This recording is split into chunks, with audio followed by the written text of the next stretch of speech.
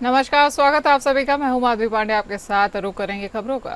प्रधानमंत्री नरेंद्र मोदी ने आज ग्रेटर नोएडा में Uttar Pradesh international trade show यानी UPITS का उद्घाटन किया है। उद्घाटन समारोह में सीएम योगी भी शामिल हुए हैं और ग्रेटर नोएडा के India expo centre and mart में आयोजित इस 5 दिवसीय शो के प्रदेश के सभी 75 जिलों के उत्पाद प्रदर्शित किए गए हैं। रूस इस बार पार्टनर देश रहा है इसमें, और रूसी उद्यमी व्यापार संभावनाओं पर चर्चा भी की जाएगी। India expo centre and mart में लगे शो में उत्तर प्रदेश के सभी 75 जिलों के उत्पादों के साथ ही MSME, IT, startup, defence, aerospace, हस्तशिल्प व हथकरघा, फार्मा, सिविल एविएशन, पर्यटन, सरकारी विभागों के स्टॉल भी लगाए गए हैं। इस दौरान प्रधानमंत्री मोदी ने ट्रेड शो में लगे स्टॉल का भ्रमण कर कारीगरों और उद्यमियों के साथ बातचीत भी की है। इसके बाद उपस्थित उद्यमी, कारोबारी, कारीगर और आम जन को संबोधित किया है। रूस को इस बार पार्टनर देश बनाया गया है और रूस की 30 बड़ी कंपनियों के उद्यमियों की प्रदेश के आला अधिकारियों व उद्यमियों के साथ बैठक भी की जाएगी, जिसमें व्यापार की संभावनाओं और निवेश पर भी चर्चा की जाएगी।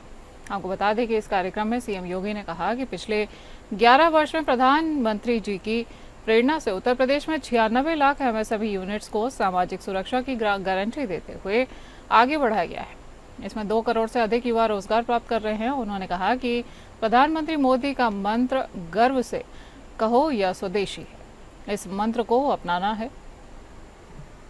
आपको बता दें कि आज प्रधानमंत्री मोदी ने UPITS का उद्घाटन किया है। तस्वीरें आपके सामने हैं। मुख्यमंत्री योगी आदित्यनाथ भी वहां पर उपस्थित रहे हैं और रूस को इस बार पार्टनर देश बनाया गया है इसमें, और रूस की 30 बड़ी कंपनियों के उद्यमियों की प्रदेश के आला अधिकारियों व उद्यमियों के साथ बैठक भी होगी।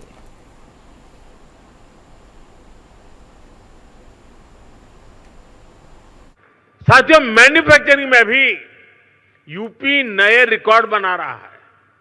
अब जैसे इलेक्ट्रॉनिक्स और मोबाइल मैन्युफैक्चरिंग का सेक्टर है, बीते दशक में भारत इसमें दुनिया का दूसरा सबसे बड़ा प्रोड्यूसर बना है और इसमें यूपी का रोल बहुत बड़ा है। आज पूरे भारत में जितने मोबाइल फोन बनते हैं उसमें से लगभग 55% मोबाइल यहां उत्तर प्रदेश में बनते हैं। यूपी अब सेमीकंडक्टर सेक्टर में भी भारत की आत्मनिर्भरता को मजबूती देगा। यहां से कुछ किलोमीटर दूर ही एक बड़ी सेमीकंडक्टर फैसिलिटी पर काम शुरू होने वाला है। आदरणीय प्रधानमंत्री जी की प्रेरणा से ये यूपी इंटरनेशनल ट्रेड शो एक विशिष्ट अवसर है।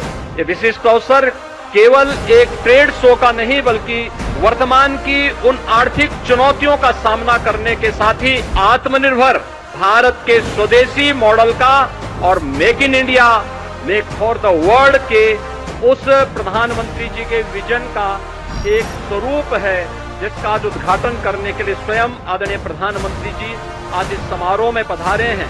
मैं इस यूपी इंटरनेशनल ट्रेड शो आयोजन समिति की ओर से इस पूरे समारोह में उनका हृदय से स्वागत करता हूं। महामहिम राष्ट्रपति द्रौपदी मुर्मू आज अपने 1 दिवसीय दौरे पर ब्रजभूमि यानी मथुरा पहुंची हैं। उनके आगमन पर सुरक्षा व्यवस्था के पुख्ता इंतजाम भी किए गए हैं। मथुरा वृंदावन क्षेत्र छावनी में तब्दील दिखाई दे रहा है। राष्ट्रपति मुर्मू की विशेष ट्रेन जैसे ही मथुरा पहुंची है, उसके बाद उनका काफिला सीधे श्री बांके बिहारी मंदिर वृंदावन की ओर रवाना हो गया है। मंदिर पहुंचते ही राष्ट्रपति सबसे पहले ठाकुर श्री बिहारी जी की शरण में गई हैं और वहां पर उन्होंने गहन श्रद्धा भाव से दर्शन पूजन भी किया है। मंदिर प्रशासन की ओर से राष्ट्रपति के लिए विशेष पूजा अर्चना और वैदिक मंत्रोच्चार के बीच स्वागत की व्यवस्था भी की गई थी। राष्ट्रपति ने मंदिर में विधि विधान से पूजा में भाग लिया है और देश की सुख समृद्धि व जन कल्याण की प्रार्थना की है।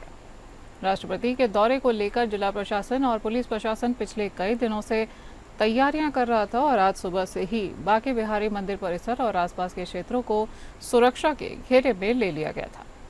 स्नाइपर, ड्रोन कैमरों और भारी पुलिस बल की तैनाती के बीच राष्ट्रपति का पूरा कार्यक्रम संपन्न हो रहा है और बिहारी जी के दर्शन के बाद राष्ट्रपति द्रौपदी मुर्मू निधिवन जाकर भी पूजा करेंगी। आपको बता दें कि ब्रिजवासियों में राष्ट्रपति के आगमन को लेकर भारी उत्साह देखने को मिल रहा है। वहीं श्रद्धालुओं ने दूर से ही जय श्री बिहारी जी के जयकारों के साथ महामहिम का स्वागत किया है। मथुरा दौरे के चलते शहर के कई हिस्सों में ट्रैफिक डायवर्जन भी लगाया गया है ताकि सुरक्षा व्यवस्था में कोई कमी न रह जाए।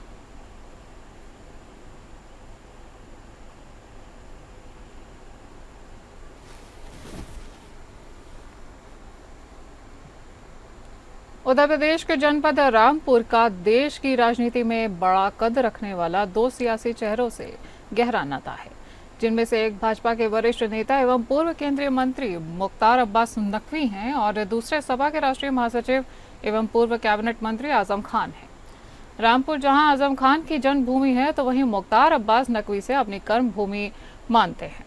फिलहाल दोनों ही एक समय में रामपुर में मौजूद हैं। नकवी ने आजम खान से सियासत छोड़कर सेहत का ख्याल रखने की सलाह तक दे डाली है। वहीं पूर्व केंद्रीय मंत्री एवं भाजपा के वरिष्ठ नेता मुख्तार अब्बास नकवी अपने 2 दिवसीय दौरे पर अपनी कर्म भूमि रामपुर पधारे हैं। वहीं उन दूसरी ओर 23 महीने की कैद काटने के बाद आजम खान की यहां की गली गली में चर्चाएं हो रही हैं। उनके समर्थक लगातार उनका हाल चाल जानने के लिए जुटे हुए हैं। उनकी सेहत भी नासाज बताई जा रही है। बसपा में शामिल होने की चर्चा भी काफ़ी तेज़ हो रही है और लेकिन आजम खान ने खुद को बिकाऊ माल ना होने की बात कही है। इसके बाद उनके सियासी हालात से काफ़ी हद तक पर्दा भी उठ चुका है। ऐसे में पूर्व केंद्रीय मंत्री मुख्तार अब्बास नकवी भी उनके सियासी करियर को लेकर बाद जवाब आया है। नकवी ने आजम खान को सलाह देते हुए कहा कि वह सियासत छोड़कर अपनी सेहत पर ज़्यादा ध्यान दें। वहीं उन्होंने इस मौके पर आजम खान को शुभकामनाएं भी दी हैं। आपको बता दें कि भाजपा के वरिष्ठ नेता मुख्तार अब्बास नकवी ने आई लव मोहम्मद के मुद्दे पर भी कुछ लोगों को जमकर खरी खोटी सुना दी है। आजकल तो सियासी किसका सफर कब किधर का हो जाए, किधर का दिखता रहे और किधर का हो जाए, लेकिन जहां तक उनका सवाल है, उनका जो वजूद है, वो जो उनका सियासी वजूद है, वो जो है वो समाजवादी वसूल के साथ जुड़ा हुआ है। अगर किसी का सियासी वजूद समाजवादी वसूल के साथ जुड़ा हो तो मुश्किल है उस वसूल और वजूद के बीच में टकराव होना।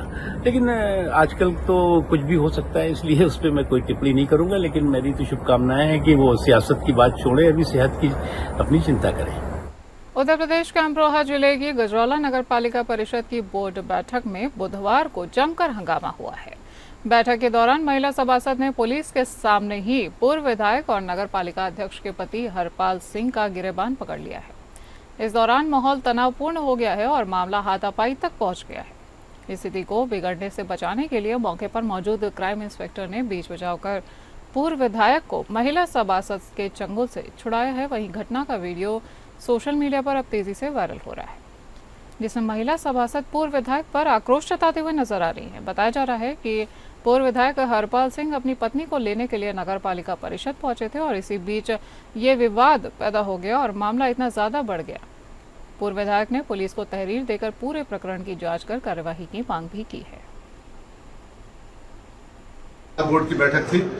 हम लोगों को पहले से आशंका थी कि बोर्ड में झगड़ा हो सकता। हमने इंस्पेक्टर महोदय से महिला कांस्टेबल मांगी थी कि वो महिला आक्रामक है, हमें चेयरमैन पर्सन को जान से मार सकती हैं, बदतमीजी कर सकती हैं। तो पहले मांग की थी, लेकिन उन्होंने महिला कांस्टेबल नहीं भेजी। बोर्ड की मीटिंग हुई, समाप्त हुई। उसके बाद मैं स्वच्छता प्रेरक हूँ, मैं मीटिंग में जाने के लिए अधिकृत हुई हूँ, लेकिन मैं नहीं गया। मैं जब मीटिंग समाप्त हो गई तो मैं उनको पत्नी का फोन आया कि ले जाओ, मैं मीटिंग मुझे घेर रखा है, निकलने दे रही, महिला मारपीट कर रही है। तो उसके मैं अंदर को गया लेने के लिए।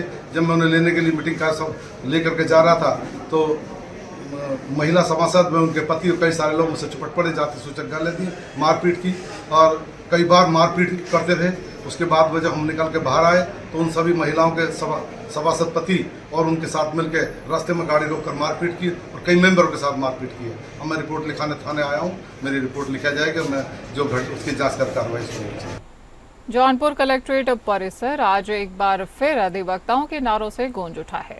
एसडीएम हटाओ तहसील बचाओ के नारे लगाते हुए कलेक्ट्रेट अधिवक्ता समिति जौनपुर ने एसडीएम सदर के खिलाफ जिलाधिकारी डॉक्टर दिनेश चंद्र सिंह को ज्ञापन सौंपा है। ज्ञापन सौंपने के बाद अधिवक्ताओं ने कलेक्ट्रेट परिसर से मार्च निकालते हुए न्यायिक कार्य का बहिष्कार करने का निर्णय भी लिया है।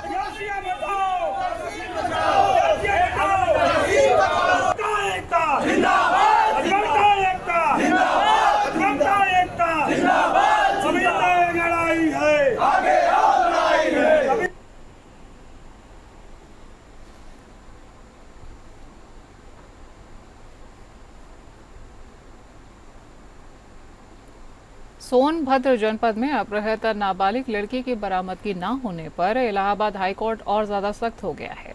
हाईकोर्ट ने सोनभद्र के एसपी के खिलाफ हलफनामा दाखिल करने का आदेश दिया है। मामला बभनी थाना क्षेत्र का है, जहां नाबालिग लड़की से दुष्कर्म और अपहरण का गंभीर आरोप है।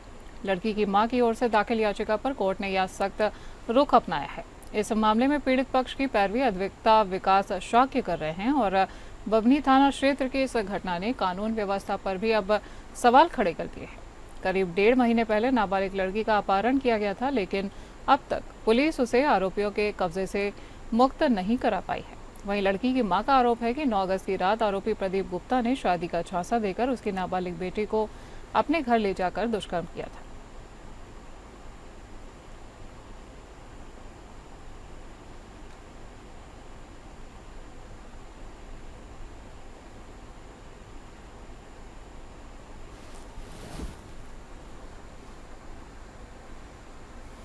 बात करेंगे उत्तर प्रदेश के प्रतापगढ़ की, जहां आसपुर देवसरा पुलिस ने 5 करोड़ कीमत की एमडी ड्रग्स के साथ 2 तस्करों को गिरफ्तार किया है।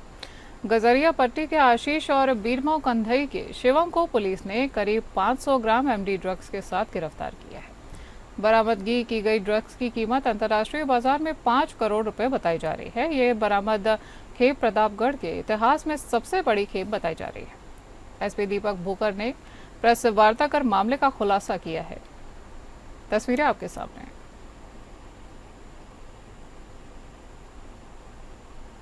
थाना आसपुर देवसरा में जो पुलिस टीम है उसके द्वारा 2 ड्रग तस्कर जो हैं उनको गिरफ्तार किया गया है। इसमें एक का नाम आशीष और दूसरा इसमें शिवम है, और इन दोनों के कब्जे से जो ड्रग बरामद हुई है वो 501 ग्राम एमडी जो बरामद हुई है, और ये लोकल एरिया में इसकी सप्लाई जो है वो लेके आते थे और लोकल एरिया में इसको सप्लाई करते थे। इस ड्रग की जो कीमत है मार्केट वैल्यू 5 करोड़ के लगभग है। इसमें जो एफआईआर दर्ज कर ली गई है, दोनों अभियुक्तों को गिरफ्तार किया गया है। इस गैंग में और भी लोग कितने इन्वॉल्व हैं सप्लाई चेन में, जहां से ये लेके आते थे और कहां पे सप्लाई करते थे, यहाँ पे इनके लोकल कॉन्टेक्ट्स कौन कौन है, और इसकी मेन जो सप्लाई जहां से भी ये लेके आते थे उस पर भी पुलिस टीम काम कर रही है। और इन्वेस्टिगेशन के दौरान उन सभी लोगों को भी हम इसमें आगे की कार्रवाई हम सुनिश्चित करेंगे जो कि इसकी सप्लाई चेन में इन्वॉल्व है। बात करेंगे आगरा की, जो पहले अपने मशहूर मानसिक अस्पताल के लिए जाना जाता था और अब मरीजों के इलाज के लिए जाना जाता है, अब नशे का अड्डा बन चुका है। यहाँ के कर्मचारी खुलेआम चिलम फूंकते हुए नजर आते हैं। वहीं पानी की हौद में शराब और बियर्स की कैन भरी रहती है। इतना ही नहीं, नशे की हालत में एक युवक ने परिसर में निर्वस्त्र होकर पेशाब भी कर डाला और पूरे घटनाक्रम का वीडियो अब सोशल मीडिया पर वायरल हो रहा है और प्रशासन में हड़कंप मच गया है। वीडियो सामने आने के बाद कर्मचारियों और अधिकारियों में हड़कंप मच गया है, लेकिन सबसे बड़ा सवाल ये उठता है कि मरीजों के लिए बने इस अस्पताल में इतनी बड़ी लापरवाही आखिर कैसे हो सकती है। फिलहाल मामले की जांच की मांग तेज हो गई है और जिम्मेदारों पर कार्यवाही को लेकर लोग सवाल उठाने लगे हैं।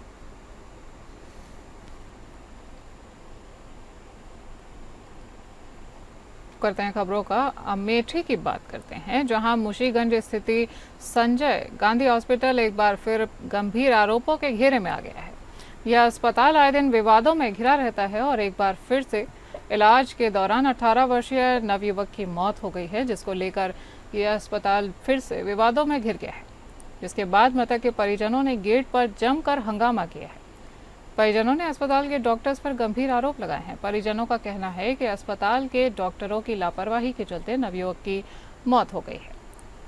पीड़ित परिजनों ने पुलिस को सूचित भी किया है और अस्पताल परिसर में भारी पुलिस बल भी तैनात किया गया है। वहीं पुलिस मामले को दर्ज कर मामले की जांच में अभी फिलहाल जुटी हुई है। बलभद्रपुर कौहार गौरीगंज तो 19 तारीख को हम लेकर आए थे, एडमिट किए थे। 20 तारीख को इनका ऑपरेशन हुआ था और 20 तारीख को ऑपरेशन करने के बाद लाकर के लेटाया गया। उसके बाद हम लोगों ने सुबह 4:30 बजे किस को देखा तो उसकी जीभ लटकी हुई आज हो चुकी है। हमीरपुर जिले के सदर कोतवाली क्षेत्र के ब्रह्मा का डेरा में नवविवाहिता ने फांसी लगाकर आत्महत्या कर ली है। मृतका कौशल्या ने एक सुसाइड नोट भी छोड़ा है। उसमें लिखा है कि वह दुनिया छोड़कर जा रही है। उसका दुनिया से अब जी भर चुका है। पति अब ससुराल वालों को परेशान ना किया जाए। घटना के समय घर में कोई भी मौजूद नहीं था और पड़ोसियों ने जब कौशल्या को फांसी के फंदे से लटका हुआ देखा तो पुलिस को सूचना दी गई। पुलिस ने मौके पर पहुंचकर शव को नीचे उतारा और साक्ष्य भी जुटाए हैं।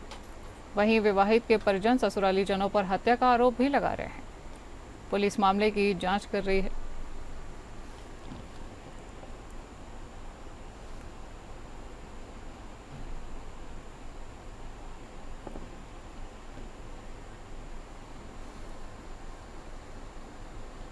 पीलीभीत के थाना हजारा क्षेत्र में पड़ने वाले गांव अशोकनगर में देवहा नदी के किनारे खेत में रेत के अवैध खनन का विरोध करने पर आरोपियों ने ग्रामीण पर ट्रैक्टर ट्रॉली चढ़ा दी है। इसमें 50 वर्षीय इंद्रजीत की मौत हो गई है, जिसमें ग्राम प्रधान के पति समेत 4 लोग घायल हो गए हैं। दरअसल पीलीभीत के हजारा थाना क्षेत्र के पड़ने वाले नेहरू नगर गांव के कुछ लोग देर रात अशोकनगर के नजदीक नदी किनारे खेत से ट्रैक्टर ट्रॉली में रेत भर रहे थे। जानकारी मिली तो अशोकनगर के ग्राम प्रधान पति और सूर्यभान मद्वेशिया गांव के 5 से 6 लोगों के साथ मौके पर पहुंच गए। प्रधान पति और ग्रामीणों ने खेत से रेत भरने का विरोध भी किया। इस पर खनन करने वालों ने खाली ट्रैक्टर ट्रॉली ग्रामीणों पर चढ़ा दी है और इसमें लखीमपुर के रहने वाले 50 वर्षीय इंद्रजीत की मौत हो गई है। मृतक के परिवार हजारा थाना क्षेत्र में खेत है उनका और घटना की जानकारी के बाद ग्रामीणों की भीड़ वहां पर इकट्ठा हो गई और सूचना पर सीओ पूरनपुर समेत कई थानों की पुलिस भी मौके पर पहुंच गई है। मामला खनन और मौत का था तो एसडीएम अजीत प्रताप सिंह भी अपनी राजस्व की टीम को लेकर मौके पर पहुंचे थे। फिलहाल पुलिस अपनी जांच में जुटी हुई है और मामले में आगे की कार्यवाही की जा रही है।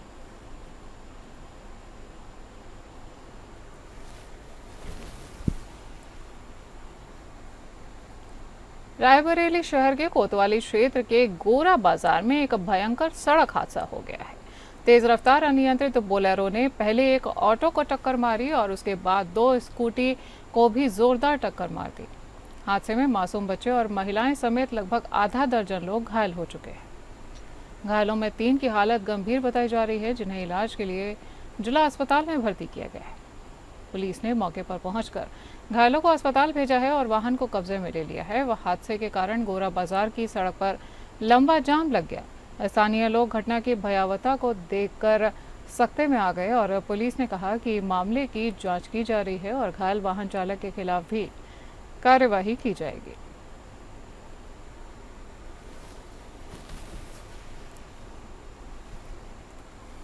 महोबा जिले के कबरई थाना क्षेत्र में तेज रफ्तार का कहर देखने को मिला है और जहां तेज रफ्तार 2 ट्रकों की आमने सामने भीषण भिड़ंत हो गई है। हादसे के बाद आग ने दोनों ट्रकों को अपनी आगोश में ले लिया है। देखते ही देखते ट्रक आग का गोला बन चुके थे और हादसे में एक ट्रक चालक की जिंदा जलकर मौके पर ही दर्दनाक मौत हो गई है, जबकि दूसरे ट्रक चालक ने कूदकर अपनी जान बचा ली है। ट्रकों में आग लगने से दोनों ओर वाहनों की लंबी कतारें लग गई। घटना की सूचना मिलते ही मौके पर पुलिस भी पहुंची है और पुलिस ने कड़ी मशक्कत के बाद आग पर काबू पा लिया है। फिलहाल पुलिस ने मृतक ट्रक चालक के शव को कब्जे में लेकर अग्रिम कार्यवाही शुरू कर दी है।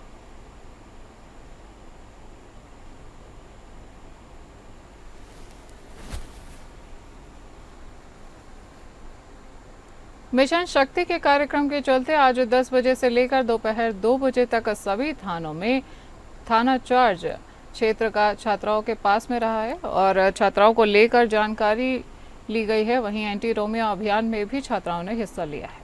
थाना प्रभारी लोनी की जिम्मेदारी निभा रही ज्योति विश्वास के सामने 8 फरियादी पहुंचे हैं, जिनमें से 6 समस्याओं का समाधान तत्काल कर दिया गया है।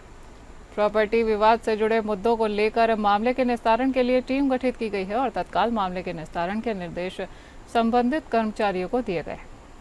महिला help desk and cyber cell के कर्मचारियों से भी बातचीत की गई है। ज्योति विश्वास ने बताया कि आज थाना प्रभारी की जिम्मेदारी निभाना बहुत ही अच्छा लगा। वह जीवन में IPS अधिकारी बनकर देश की सेवा करना चाहती है। थाना प्रभारी ट्रॉनिका सिटी गायत्री सिंह के द्वारा 2 पारिवारिक मामलों का निस्तारण भी किया गया है और मारपीट एवं जान से मारने की धमकी देने के मामले में भी मुकदमा करने के आदेश दिए गए हैं। वहीं पुलिस कर्मचारियों को अवकाश भी प्रदान किया गया है। आपको बता दें कि गायत्री सिंह ने कहा कि थाना प्रभारी बनाए जाने से उन्हें बहुत खुशी हुई है और आज पुलिस की कार्यशैली वो परख रही हैं।